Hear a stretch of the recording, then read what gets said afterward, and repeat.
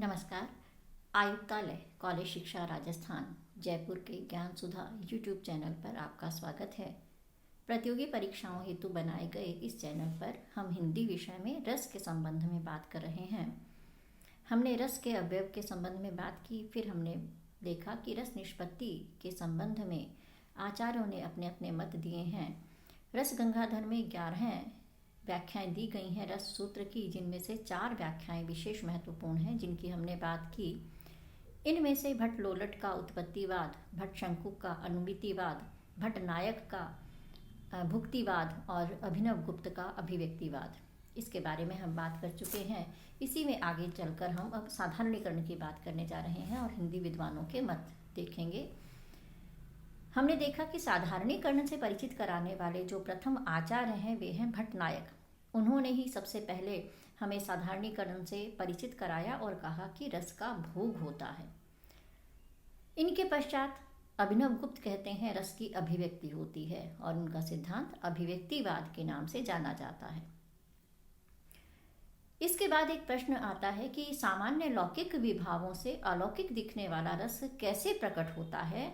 इसके लिए अभिनव गुप्त ने प्रपाणक रस का उदाहरण दिया है।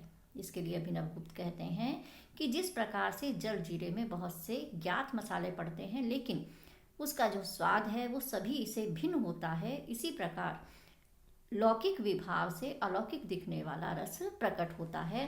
तो इस तरह से उन्होंने प्रपाणक रस का जो उदाहरण दिया है कि किस तरह से जो है हम लौकिक विभाव आदि से भी हम अलौकिक की अनुभूति करते हैं, तो इसके लिए उन्होंने शब्द दिया है प्रपाणक रस।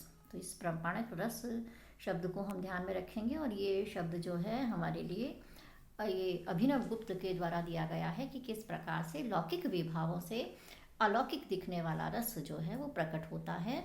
तो हमने देखा कि पहले जो है साधारणीकरण से हमें परिचित कराया है भट्ट नायक ने और अभिनव गुप्त ने हमें अभिव्यक्ति वाद शब्द दिया है और इस तरह से लौकिक विभावों से भी हमें अलौकिक दिखने वाला रस मिलता है, क्योंकि जैसे जल जीरे में भी सारे ज्ञात मसाले होते हैं लेकिन उसका स्वाद जो है वो इनसे भिन्न होता है। अब अगले आचार्य हम बात करते हैं जिनकी, वो है मम्मट। मम्मट का समय 12वीं सदी माना जाता है और इनका ग्रंथ जो है वो है काव्य प्रकाश। इनके अनुसार जैसे दूध जमकर के दही बनता है, ठीक वही चीज जो है हम देखते हैं विभाव, अनुभाव और व्यभिचारी भावों से प्रेरित होकर के स्थायी भाव ही रस बन जाता है। तो इन्होंने एक तरह से उपमा क्या दी है, दूध से जमकर के दही बनने की जो प्रक्रिया है उसी तरह से विभाव, अनुभाव और विभावों से प्रेरित होकर के स्थायी भाव ही रस के रूप में हमें दिखाई देता है। रस की अभिव्यक्ति यहाँ पर होती है। फिर नाम आता है पंडित राज जगन्नाथ का। पंडित राज जगन्नाथ जिनका समय जो है वो 17वीं शताब्दी है। ये भी प्रश्न पूछे जाते हैं क्योंकि विद्वानों को जब हम क्रम में लगाने की बात आती है तो इन समयों को भी हम ध्यान में रखेंगे कि जो मम्मट का समय है वो है 12वीं शताब्दी और पंडित राज जगन्नाथ का है 17वीं शताब्दी। इन्होंने चित्र तुरंग न्याय को स्वीकार किया है। पहली बात तो ये है कि इन्होंने चित्र तुरंग न्याय जो हमने देखा शंकुक ने दिया था उसको इन्होंने भी स्वीकार किया है। और दूसरी बात जो है इन्होंने रस जो है वो दर्शकों में माना है। पंडित राज जगन्नाथ ने रस जो है वो दर्शकों में माना है, ये इनमें महत्वपूर्ण बात है। अब हम चलते हैं अगले विद्वान की ओर और उनका नाम है आचार्य विश्वनाथ। आचार्य विश्वनाथ का नाम जो है रस संप्रदाय में विशेष महत्वपूर्ण है। इनका समय जो है वो 14वीं शताब्दी है। उनका ग्रंथ जो है वो है साहित्य दर्पण। इन्होंने साधारणीकरण की जो व्याख्या की है उसमें इन्होंने 2 बातों को स्वीकार किया है। पहली बात है विभावों का साधारणीकरण। ये क्या मानते हैं, विभावों का साधारणीकरण होता है। और दूसरी बात जो महत्वपूर्ण है वो है आश्रय के साथ उनका पाठक और जो दर्शक है उसका तादात्म्य आश्रय के साथ हो जाता है। साधारणीकरण की व्याख्या करते समय 2 बातें मानी हैं। एक तो विभावों का साधारणीकरण होता है और दूसरी बात दर्शक या पाठक का जो तादात्म्य है वो आश्रय के साथ होता है। फिर रस के संबंध में ये क्या कहते हैं कि तमोगुण और रजोगुण जो है वो दब जाते हैं, और सत्व गुण का जब उद्रेक हमारे अंदर होता है तभी हम रस की अनुभूति कर पाते हैं। यानी कि रस की अनुभूति जो है वो सत्व गुण के उद्रेक पर होती है। इसके अलावा जो महत्वपूर्ण बात है वो ये है कि रस का मूल चमत्कार को माना है, इसलिए इन्होंने अद्भुत रस का प्राधान्य माना है। अद्भुत रस, वत्सल रस का स्वतंत्र वर्णन करने वाले जो आचार्य हैं वे हैं विश्वनाथ। इन्होंने वत्सल रस का चित्रण स्वतंत्र रस के रूप में किया है। और विशेष महत्वपूर्ण बात यह है कि इन्होंने रस को काव्य की आत्मा घोषित किया और कहा वाक्यम रसात्मकम काव्यम। तो रस से युक्त जो वाक्य है वही काव्य कहलाता है। हम जानते हैं कि नाटक की आत्मा के रूप में तो पहले दिन से ही भरत मुनि ने ये मान लिया है कि नाटक की आत्मा रस है, लेकिन काव्य की आत्मा क्या हो इसको लेकर के जो घोषणा की गई वो विश्वनाथ के द्वारा की गई, और उन्होंने कहा है वाक्यम रसात्मकम काव्यम। तो पहली बार काव्य की आत्मा के रूप में रस को स्वीकार करने वाले जो आचार्य हैं वो हैं विश्वनाथ। अगले आचार्य की हम बात करते हैं तो है भट्टतोत। भट्टतोत जो हैं वो अभिनव गुप्त के गुरु हैं, और इनके जो रस संबंधी जो मत है उसमें विशेष महत्वपूर्ण है कि नायक जो है कवि और दर्शक का समान अनुभव करता है। अनुभव जो है वो होता है किस रूप में कि जो नायक जिस दृष्टि से कवि उसकी सृष्टि करता है उसी दृष्टि से दर्शक भी उसकी अनुभूति करता है। तो इस तरह से नायक कवि और दर्शक का समान अनुभव होता है। ये इनका मत है भट्टतोत का, जो अभिनव गुप्त के गुरु हैं। संस्कृत के बाद हम बात करते हैं हिंदी के आचार्यों की कि हिंदी में रस के संबंध में अपना मत देने वाले आचार्यों में कौन हैं। पहला नाम हम लेते हैं श्याम सुंदर दास का। श्याम सुंदर दास जी ने कहा है कि कवि व पाठक की चित्तवृत्तियों का एक ताल और एक लय हो जाना ही साधारणीकरण है, और इसके लिए उन्होंने मधुमती भूमिका की उपमा दी है। हालांकि केशव प्रसाद ने मधुमती भूमिका से ही तुलना की है, और यहाँ पर हम देखते हैं कि श्याम सुंदर दास भी जो है साधारणीकरण के लिए मधुमती भूमिका की उपमा देते हैं। तो कवि की जो अनुभूति है वो पाठक के साथ एकाकार हो जाती है, एक ताल और एक लय हो जाती है। यही श्याम सुंदर जी के अनुसार साधारणीकरण है। सबसे महत्वपूर्ण जो हिंदी में आचार्य का मत है वो है आचार्य रामचंद्र शुक्ल। आचार्य रामचंद्र शुक्ल ने चिंतामणि भाग 1 में और रस मीमांसा नामक अपने ग्रंथ में रस के संबंध में बहुत ही मौलिक उद्भावनाएं प्रस्तुत की हैं जो विशेष महत्वपूर्ण हैं, जिनमें से कुछ की बात हम करते हैं। पहला जो मत है इनका वो है कि इनके अनुसार पाठक श्रोता के मन में जो व्यक्ति विशेष या वस्तु विशेष आती है वह जैसे काव्य में वर्णित आश्रय के भाव का आलंबन होती है, वैसे ही वह पाठकों और श्रोताओं के मन का भाव का भी आलंबन होती है। यानी कि आश्रय के लिए जो आलंबन है वही पाठकों और श्रोताओं के लिए भी आलंबन होता है। दूसरी महत्वपूर्ण बात जो इन्होंने कही है, ये कहते हैं कि साधारणीकरण जो है वो आलंबनत्व धर्म का होता है, व्यक्ति तो विशेष ही रहता है। ये भी बहुत ही महत्वपूर्ण प्रश्न है कि इन्होंने जो साधारणीकरण की बात की है उसमें ये कहते हैं कि साधारणीकरण जो है वो आलंबनत्व धर्म का होता है, व्यक्ति विशेष ही रहता है। यानी कि जिस रूप में वो आलंबन है उसी रूप में उसका साधारणीकरण हुआ है, व्यक्ति तो विशेष ही रहेगा, जिस रूप में है वही है। एक इन्होंने मध्यम कोटि की रसात्मकता की बात की है जो अति महत्वपूर्ण है।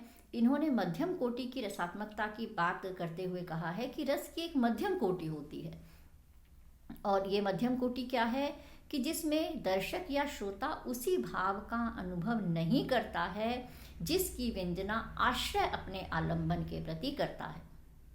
यानी कि अगर रावण ने राम के प्रति क्रोध दिखाया है तो हम दर्शक के रूप में राम के प्रति क्रोध नहीं दिखा रहे हैं। तो आश्रय जिस भाव की अभिव्यक्ति जो है या जिसकी अभिव्यंजना कर रहा है आलंबन के प्रति, उसी भाव की अभिव्यंजना जो है हम नहीं करते हैं, बल्कि एक और प्रकार का भाव जो है हमारे मन में आता है।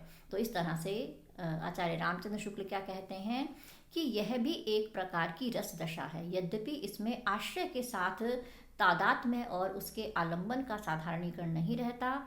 इस रसात्मकता को मध्यम कोटि की मानेंगे। इस रसात्मकता को जब हम आश्रय के साथ एकाकार नहीं हो रहे हैं, ऐसे में जिस तरह की रसानुभूति हमें हो रही है उसे उन्होंने क्या कहा है, इस रसात्मकता को मध्यम कोटि की रसात्मकता ये मानते हैं। शुक्ल जी के अनुसार रस की एक नीची अवस्था और है, जिसमें पाठक या दर्शक जो है आश्रय के शील दृष्टा के रूप में उपस्थित होता है।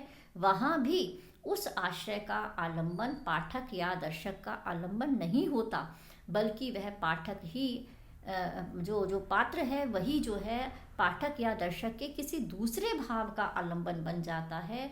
इसके लिए उन्होंने कहा है कि रस की एक नीची अवस्था है, जहाँ पर दर्शक जो है वो क्या है, शील दृष्टा के रूप में है, यानी कि वो खुद निर्णय लेता है कि उसे जो पात्र है उसका शील किस रूप में है और उसी के आधार पर वो अपने भावों की अभिव्यक्ति करता है। तो ऐसे में ये जो रस दशा है वो एक रस की नीची अवस्था के रूप में उपस्थित होती है, ऐसा शुक्ल जी मानते हैं। शुक्ल जी ने एक बहुत ही महत्वपूर्ण जो परिभाषा दी है अपने कविता क्या है निबंध में, उसको भी हम देख लेते हैं, क्योंकि प्रतियोगी परीक्षाओं में ये पंक्ति पूछी जाती है कि किसके द्वारा कही गई है।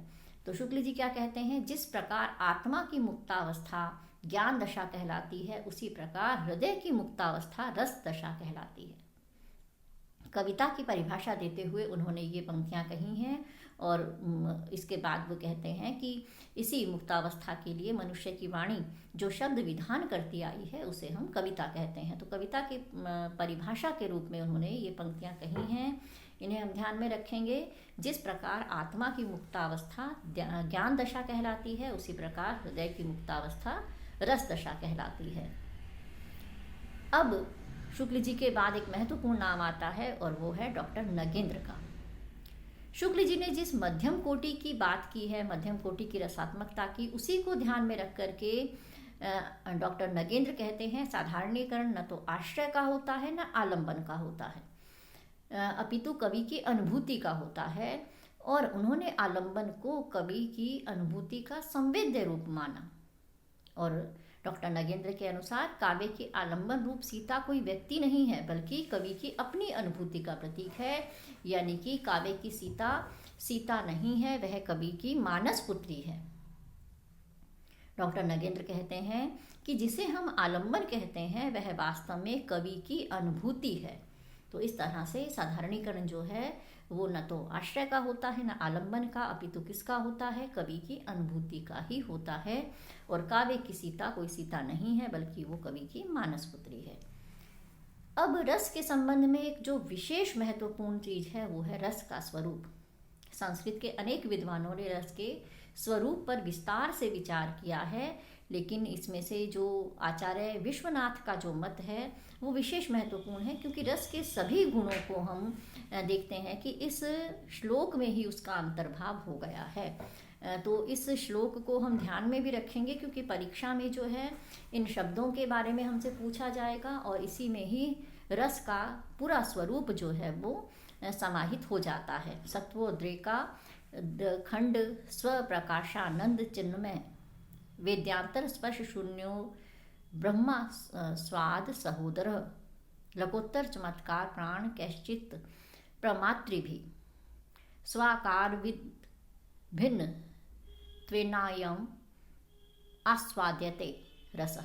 तो इस तरह से उन्होंने जो रस का स्वरूप दिया है वह रस के संबंध में सारे गुणों का अंतर्भाव किए हुए है। अब हम इनके शब्दों के कुछ अर्थ को देख लेते हैं, क्योंकि इसके बाद जो है ये शब्द जो है सारे स्पष्ट हो जाएंगे।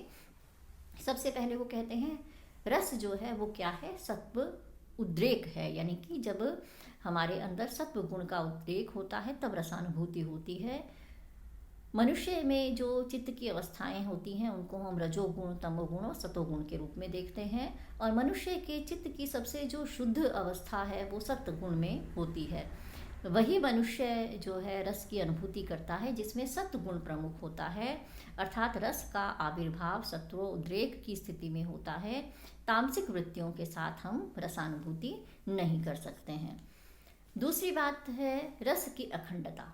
हमने देखा है कि रस के अवयव हैं विभाव, अनुभाव, व्यभिचारी भाव, लेकिन हम अलग अलग से इनकी प्रतीति नहीं करते हैं। ठीक वैसे ही जैसे हम किसी खाद्य पदार्थ के स्वाद में मिले हुए जो विभिन्न प्रकार के पदार्थ हैं, जो भी मसाले हैं, उनको भिन्न भिन्न रूप में अनुभव नहीं करते हैं, बल्कि सभी मिलकर के उस व्यंजन का निर्माण करते हैं। उसी प्रकार से विभाव, अनुभाव और व्यभिचारी भावों को खंड खंड रूप में हम अनुभव नहीं कर सकते। तो रस जो है वो एक अखंड सत्ता है। तीसरा हम देखते हैं रस स्वयं प्रकाशानंद है।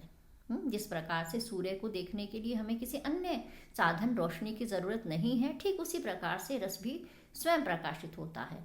जिस प्रकार ब्रह्म स्वयं प्रकाशमान है, तत्व है, उसी प्रकार से रस भी स्वयं प्रकाशानंद है।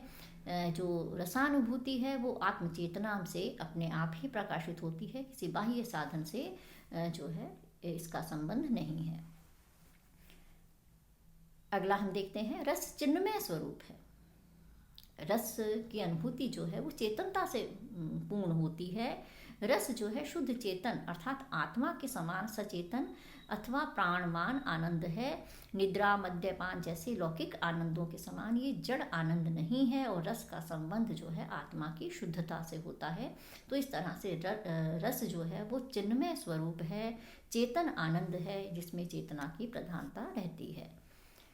एक और महत्वपूर्ण शब्द जो इसके साथ जुड़ा है वो है ब्रह्मानंद सहोदर।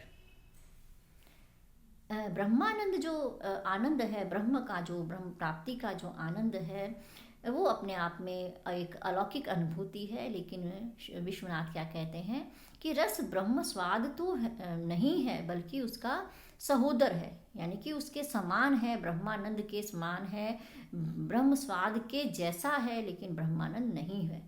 ब्रह्म स्वाद से जिस प्रकार अलौकिक आनंद की अनुभूति हुआ करती है, कुछ उसी प्रकार की अनुभूति जो है अलौकिक आनंद प्रदान करने वाली होती है। लेकिन ब्रह्म स्वाद में लौकिक विषयों का तिरोभाव हो जाता है, पर रसा स्वाद में ऐसा नहीं होता है। इस तरह से रस की अनुभूति जो है ब्रह्मानंद के समान है, ब्रह्मानंद नहीं है। रस लोकोत्तर चमत्कार प्राण है। चित्त का विकास जन्य जो आनंद है वो ही रस का प्राण है। किंतु ये लोकोत्तर रस जो है कुछ ऐसा है कि जो लोक से परे है, इस संसार की अनुभूतियों से परे है। रस का आस्वाद लौकिक तो है, फिर भी लौकिक आनंदों से परे है। रस का अनुभव अलौकिक चमत्कार की भांति होता है। अलौकिक चमत्कार की भांति है। फिर हम देखते हैं कश्चित प्रमातृ भी। रसानुभूति सहृदय रसिक ही कर सकता है। जो व्यक्ति सहृदय नहीं है वह रस का अनुभव नहीं कर पाएगा, यानी कि रसास्वादन ऐसा व्यक्ति नहीं कर पाता है। स्व आकार विद अभिन्नत्व। रस जो है वो अपने आकार से भिन्न नहीं होता। रस का अपना ही आकार है, अपना ही एक स्वरूप है, उससे वो कभी भी अभिन्न नहीं होता है। तो इस तरह से हमने रस के स्वरूप के संबंध में बात की है। एक और विशेषता हम देखते हैं आस्वाद्यत्वात्, जिसे हम कहते हैं आस्वाद्यते। रस का आस्वादन किया जा सकता है, जैसे आस्वादन चखना, कि रस को हम आस्वादन किया करते हैं, तो रस जो है वो आस्वाद के योग्य है। इस तरह से हमने रस के स्वरूप के संबंध में बात की है और इन शब्दों को भी हम देख लेंगे। शब्दों के अर्थ जो हैं वो पूछे जा सकते हैं और इसके अलावा प्रश्न ये भी पूछा जा सकता है कि निम्न में से कौन सा स्वरूप में नहीं आएगा। इसके बाद हम बात करते हैं कुछ महत्वपूर्ण प्रश्नों की जो रस के संबंध में पूर्व प्रतियोगी परीक्षाओं में पूछे गए हैं। पहला प्रश्न हमारे पास है, रस निष्पत्ति और साधारणीकरण से संबंधित कौन सा कथन सही नहीं है? कौन सा कथन सही नहीं है? तो पहला जो है मत वो है, साधारणीकरण का सिद्धांत वस्तुतः भट्ट लोलट की देन है। तो पहला ही कथन जो है वो गलत है, क्योंकि साधारणीकरण से परिचित कराने वाले जो प्रथम आचार्य हैं वे हैं भट्ट नायक, ना कि भट्ट लोलट। तो इस तरह से पहला कथन ही गलत है। दूसरा प्रश्न हमारे पास है कि निम्न में से स्थायी भाव के बारे में कौन सा कथन सही नहीं है, यानी कि गलत है। तो पहला इसमें विकल्प दिया गया है, प्रतिकूल परिस्थितियों में यह तिरोहित हो जाता है। यही कथन जो है वो सही नहीं है, क्योंकि स्थायी भाव जो है वो सब कालों में सब स्थानों पर समान रूप से जो है हमारे अंदर रहता है। इस कारण से ये जो है स्थायी भाव के संबंध में पहला मत ही गलत है।